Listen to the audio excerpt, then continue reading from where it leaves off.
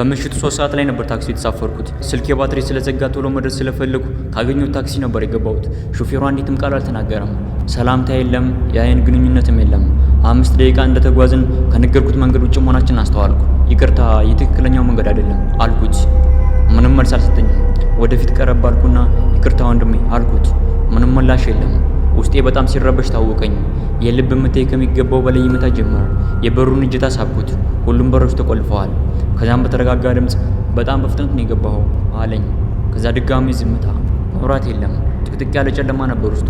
መጮህና መስኮቱን መምታት ጀመርኩ። ምንም አይነት ምላሽ አልሰጠኝም። ከዚያም በድንገት የፊት መብራቶችን አጠፋቸው።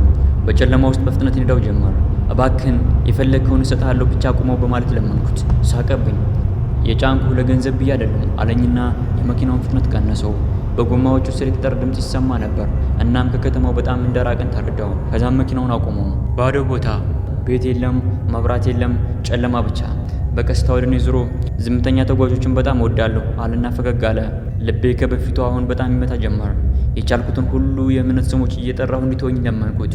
የተወሰኑ ደቂቃዎችን ከተቀመጥን በኋላ በእኔ በኩል ያለው በር በኃይል ተንኳኳ። ባለሁበት ደርቄ ቀረው። መብራት ስለያዘ ፊቱ በግልጽ ታየኝ። ከበሩ ስትሬት ቆሞ ፈገግ ይላል። በሩን በቀስታ ከፈተው። ፊቴን አየኝና መብራቱን አጥፍቶ በፍጥነት ወደ ሹፌሩ ሄደ። አንዴ ላናግርህ አለውና ራቅ ወዳለ ቦታ ሄደ። ሹፌሩ ፈጠን ብሎ ወርዶ ተከተለው።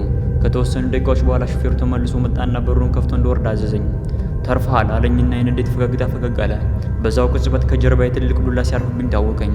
ስነቃ ታክሲውን ከተሳፈርኩበት ቦታ ወድቄ ነው ራሴን ያገኘሁት።